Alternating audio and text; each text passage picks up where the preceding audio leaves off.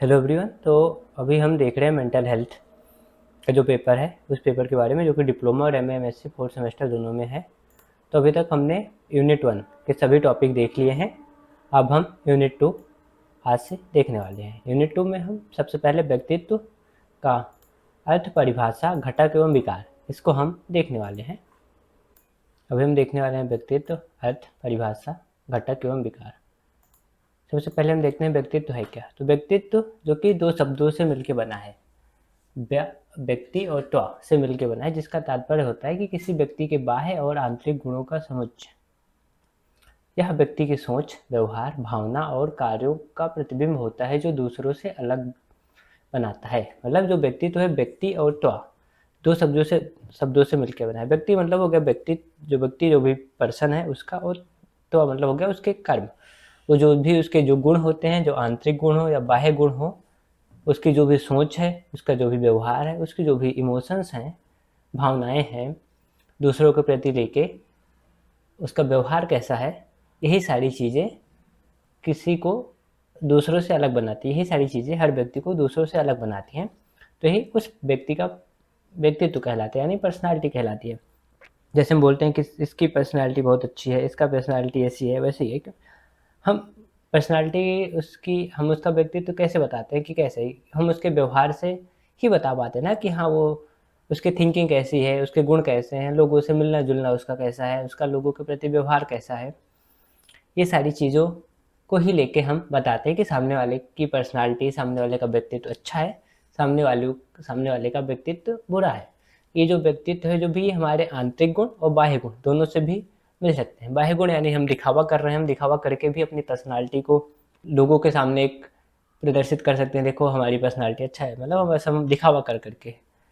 But in reality हम अंदर से ऐसे नहीं है। भले ही हमारे अंदर ईर्ष्या भरी हो, दूसरों को लेके क्रोध भरा हो, लेकिन जब भी हम सामने मिलते हैं, उनके हित की बात करने लगते हैं, उनके भले की बात करने लगते हैं, इन सारी चीज़ों से हम अपने आप को दिखाते हैं कि मेरी पर्सनालिटी ऐसा ऐसा है। अगर हमारे बाह्य गुण और आंतरिक गुण दोनों एक अच्छे, मतलब इन दोनों गुणों का जो मिक्सर होता है, दोनों गुणों से जो भी हमारा व्यक्तित्व बनता है, जो भी हमारी चीज़ें बनती हैं, वही सारी चीज़ें हमारी पर्सनालिटी या व्यक्तित्व कहलाती है। व्यक्तित्व का अंग्रेजी शब्द पर्सनालिटी है, जो कि लैटिन भाषा पर्सोना से बना हुआ है, जिसका अर्थ होता है नकाब या मास्क, या फिर नायक जैसे एक्टर करते हुए जो पहनता है। जैसे कि हम कभी कभी खुश नहीं होते हैं, लेकिन फिर भी हम खुश बनने की कोशिश करते हैं, मतलब उस समय हम एक खुश होने का अपने अंदर मास्क पहन लेते हैं, अपने ऊपर मास्क पहन लेते हैं, मतलब नाटक करते हैं।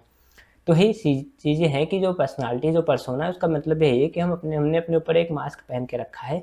भले ही वो मास्क हम कितने भी बुरे हों, लेकिन हमने एक मास्क पहन के रखा है जो हमें बताता है कि हाँ, हम कितने अच्छे हैं, हमारी पर्सनालिटी ऐसी है। तो सेम इसका ही मतलब है कि पर्सनालिटी पर्सोना से बना है, जिसका मतलब होता है मास्क यानी मुखौटा, जो हमने पहन के रखा है। इस शाब्दिक अर्थ को ध्यान में रखते हुए व्यक्तित्व को हमारे को बाहरी वेशभूषा तथा दिखावे के आधार पर परिभाषित किया जाता है।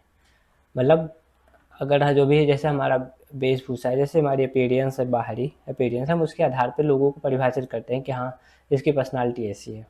आगे बताते हैं कि जिस व्यक्ति का बाहरी दिखावा भड़कीला होता है, उसका व्यक्तित्व उतना ही अच्छा समझा जाता है, तथा जिन व्यक्तियों की बाहरी दिखावा साधारण होता है, उस व्यक्ति को उतना ही अच्छा नहीं समझा जाता। जैसे कुछ व्यक्ति होते हैं जो खूब अच्छा सूट पहन के, महंगी घड़ी पहन के, इटी सिटी से, मतलब सारे उनका जो भी बाह्य आवरण होता है, बाह्य आभूषण होता है, कपड़े होते हैं, वो बहुत ही ज़्यादा अमीरों वाले होते हैं, मतलब एक अमीर स्टैंडर्ड्स के होते हैं, ज़्यादा महंगे होते हैं। तो उनको लोग कैसा मानते हैं कि अरे इनकी पर्सनालिटी तो ऐसा अच्छा है, ऐसा है, वैसा है। भले यहाँ सामने वाले ने उसको उधार मांग के पहना हो या किसी से छीन के पहना हो, बट लोग ऐसा मानते हैं कि हाँ, ये ऐसा है, वैसा है। बट वहीं पे जो लोग बाहरी दिखावा नहीं करते, मतलब बहुत ही साधारण तरीके से रहते हैं, तो लोग उनके व्यक्तित्व को उतना, उनकी पर्सनालिटी को उतना अच्छा नहीं समझते। मतलब ऐसा समझते हैं कि भले ही कोई करोड़पति जा रहा हो, लेकिन हाँ, उसने महंगे कपड़े नहीं पहने, कुछ नहीं पहना, तो लोग मानते हैं ये इतना अमीर नहीं है, इसकी पर्सनालिटी ऐसी नहीं है, वैसी नहीं है, इसको कपड़े पहनने का ढंग नहीं है, ETC। मतलब मेन यहाँ पे है कि हम अपने आप को बाहरी रूप से कितना प्रदर्शित कर सकते हैं, कितना दिखा सकते हैं, उतनी अच्छी हमारी पर्सनालिटी कही जाती है। तो ये हो गया हमारा व्यक्तित्व यानी पर्सनालिटी, उसका अर्थ हो गया। अब हम आगे परिभाषा देखते हैं। व्यक्तित्व की यहाँ पे कुछ परिभाषाएं हैं। जैसे पहला, गार्डन आलपोर्ट के अनुसार व्यक्तित्व व्यक्ति की उन गतिशील गुणों का संगठन है जो उसके वातावरण के प्रति अनुकूलन को निर्धारित करता है। व्यक्तित्व व्यक्ति की उन गतिशील गुणों का संगठन है, मतलब जो भी व्यक्तित्व है वो किसी व्यक्ति की जो भी उसके गुण है जो कंटिन्यूस के चलते रहते हैं, गुण अच्छा हुआ बुरा हो गया, उन सबका एक मिला जुला संगठन है जो कि उसके वातावरण के प्रति, जो कि उसके आसपास की जो भी चीज़ें रहती है उसके प्रति वो सारी चीज़ें अनुकूल रहती हैं। जैसे कि हमारे अंदर कोई भी गुण हो, अच्छाई का ही बुराई का हो, तो अगर वो हमारे आसपास के लोगों में उतना अच्छा, मतलब हम अपने आप को प्रदर्शित कर पाते हैं, उतना अच्छा हम अपने आप को रख पाते हैं, तो हमारे आसपास के लोग मानते हैं कि हाँ सामने वाले का पर्सनालिटी इतनी अच्छी है, ऐसा है वैसा है। फिर दूसरा हो गया जॉन डेविस। इनके अनुसार व्यक्तित्व वह समग्र स्वरूप है जो व्यक्ति के विचार, भावना और क्रियाओं से प्रकट होता है। अब यहाँ पे ये बताते हैं कि जो व्यक्ति की जो भी विचार होते हैं, जो भी उनकी भावनाएं होती हैं तथा जो भी उनकी क्रियाएं होती हैं, मतलब वो जैसा सोचते हैं, वो कैसा फील करते हैं, कैसा उनके कैसे इमोशंस है, साथ ही साथ वो कैसा काम करते हैं, कैसी क्रिया करते हैं, उन सबका जो समग्र रूप है वही व्यक्तित्व कहलाता है। अब आचार्य महावीर के अनुसार व्यक्तित्व आत्मा की प्रकटता है जो आचरण, विचार और व्यवहार से झलकती है। आचार्य महावीर स्वामी जी थे, उनका ऐसा कहना था कि जो भी व्यक्तित्व है, जो व्यक्ति का व्यक्तित्व है, उसकी आत्मा, मतलब उसकी आत्मा का स्वरूप, मतलब उसकी आत्मा के अंदर जो भी सारी चीज़ें उसके आत्मा का स्वरूप है, मतलब जो कि उसके आचरण, वो कैसा लोगों से आचरण करता है, कैसा उसके विचार है, कैसे उसके व्यवहार हैं, उस सारी चीज़ों से उसके व्यक्तित्व का पता लगता है। बाकी यहाँ पे कुछ और हैं। आलपोर्ट 1937, इनके अनुसार व्यक्तित्व व्यक्ति के भीतर उन मनोशारीरिक तंत्रों का गतिशील या गत्यात्मक संगठन है जो वातावरण को उसके अपूर्वक समायोजन को निर्धारित करते हैं। Personality is the dynamic organization within the individual of those psychological systems that determine his unique adjustment to his environment। तो ये हमारा एक आलपोर्ट का हो गया। जैसे यहाँ पे मैंने आलपोर्ट की एक और बताई थी, गार्डन आलपोर्ट, सेम उन्हीं की परिभाषा है, बस यहाँ पे सिंपल शब्दों में दी गई है और यहाँ पे जो इनका इंग्लिश वाला है उसी को डायरेक्ट अनुवाद किया गया है। फिर एक थे आइजेंट, इनके अनुसार व्यक्तित्व व्यक्ति की चरित्र, चित्र, प्रकृति, ज्ञान शक्ति तथा शरीर गठन का करीब करीब एक स्थायी एवं टिकाऊ संगठन है जो वातावरण में उसके अपूर्ण समायोजन का निर्धारण करता है। अब इनके अनुसार जो व्यक्ति है उसका चरित्र, उसकी प्रकृति कैसी है, उसका ज्ञान कैसा है, उसका शरीर कैसा है, मतलब तगड़ा है, मोटा है, मतलब ऐसे एक सही तरीके से है, न ज़्यादा दुबला है न ज़्यादा मोटा है, एक जैसा होना चाहिए वैसा शरीर है। इन सबका संगठन जो होता है, और साथ ही साथ वो अपने वातावरण, अपने आसपास समायोजन को कैसे करता है, उस सभी चीज़ों से व्यक्तित्व बनता है। Personality is the no more or less stable and enduring organisation of a person's character, temperament, intellect and psychic that determine his unique adjustment to his environment. ये थे कुछ परिभाषाएं। अब हम देखते हैं कि व्यक्तित्व के घटक क्या क्या होते हैं, मतलब कंपोनेंट्स ऑफ पर्सनालिटी, मतलब क्या क्या चीज़ें होनी चाहिए जिससे हम पर्सनालिटी को देख पाते हैं। तो पहला हो गया यहाँ पे शारीरिक घटक, फिजिकल कंपोनेंट्स, मतलब हमारे शरीर की बनावट, रंग, ऊंचाई, वजन, चेहरे की आकृति, ये सारी चीज़ें भी हमारी पर्सनालिटी को डिसाइड करती हैं, ये घटक है। उसके साथ ही साथ हमारा मानसिक घटक, यानी हमारी बुद्धि कैसी, स्मृति कैसी, हम निर्णय कैसे लेते हैं, हमारी एकाग्रता कैसी, हम कैसे सोचते हैं, ये भी हमारे व्यक्तित्व का घटक है। फिर आता है इमोशनल घटक, यानी भावनात्मक घटक, इसमें हमारे काम, क्रोध, प्रेम, ईर्ष्या, सहानुभूति, आत्मसंयम, ये सारी चीज़ें आती हैं। ये सब भी हमारे पर्सनालिटी यानी व्यक्तित्व के घटक हैं, कंपोनेंट हैं। फिर आता है हमारा सामाजिक घटक, हम लोगों के साथ कैसा हम व्यवहार है, कैसे हम संबंध बनाते हैं, कैसा हम समायोजन करते हैं, कैसे हम सहयोग करते हैं, हेल्प करते हैं, ये सारी चीज़ें भी हमारे व्यक्तित्व को दर्शाती हैं। फिर आता है आध्यात्मिक घटक, स्पिरिचुअल, मतलब ये हमारा जीवन के प्रति दृष्टिकोण कैसा है, हम कैसे मूल्यों को पालन करते हैं, हमारे नैतिकता कैसी है, हम कैसे नैतिक जीवन को जीते हैं, साथ ही साथ हमारा आत्मबोध, हम खुद को लेके कितने अवेयर हैं, ये सारी चीज़ें भी हमारे व्यक्तित्व, हमारे पर्सनालिटी को दिखाती हैं। अब हम देखते हैं कुछ पर्सनालिटी डिसऑर्डर्स, मतलब क्या क्या ऐसे पर्सनालिटी डिसऑर्डर हो सकते हैं। पहला आता है पैरानॉइड व्यक्तित्व विकार। इस स्थिति में जो व्यक्ति होता है वो हर समय दूसरे के ऊपर संदेह करता रहता है कि हाँ, उसके ऊपर हर किसी के ऊपर शक होता रहता है और वो साथ ही साथ दूसरों के ऊपर बिल्कुल भी विश्वास नहीं लगता। उसको ऐसा लगता है कि हर कोई उसको नुकसान पहुँचाना चाहता है, हर कोई उसको धोखा देना चाहता है और उसको ऐसा लगता है कि अगर वो किसी को भी बात करता देख ले और जब वो देखे कि हाँ, वो सामने वाला इसको देख के बात कर रहा है, तो उसको ऐसा लगता है कि वो सामने वाला मेरे बारे में बुराई कर रहा है, मेरे ही बारे में बात कर रहा है।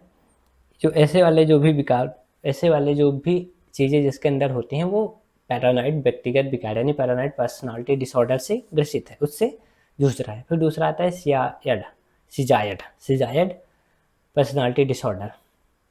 ऐसे वाले व्यक्ति समाज में रहना पसंद नहीं करते, मतलब समाज के लोगों से मिलना जुलना पसंद नहीं करते, ये इमोशनल कनेक्ट नहीं होते लोगों से, ये अकेले रहना पसंद करते हैं और कोई भी इनकी आलोचना करे, बुराई करे, प्रशंसा करे, उनको फ़र्क नहीं पड़ता उससे।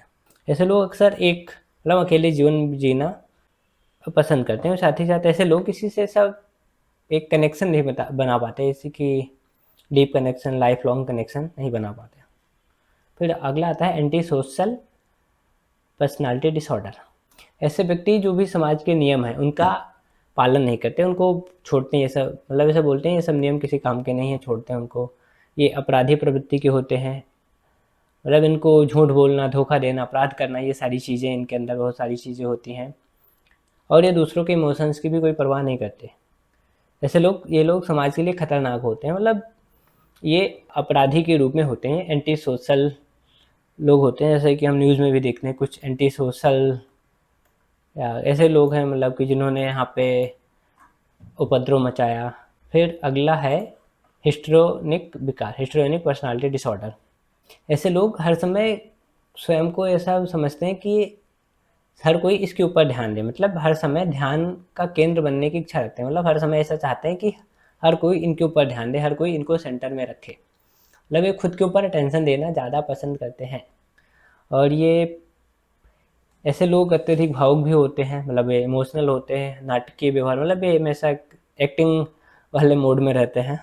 इस प्रकार के लोग होते हैं, ये दूसरों की प्रशंसा के लिए, मतलब ऐसा चाहते हैं कि हर कोई इनकी प्रशंसा करे, ऐसा चाहते हैं कि जब सामने वाला इनको वो दे, कन्फर्मेशन दे, तभी इनको ऐसा लगेगा कि हाँ, इन्होंने कुछ किया है, मतलब ये हर समय ये प्रशंसा के भूखे रहते हैं। फिर अगला आता है हमारा नार्सिस्टिक पर्सनालिटी डिसऑर्डर।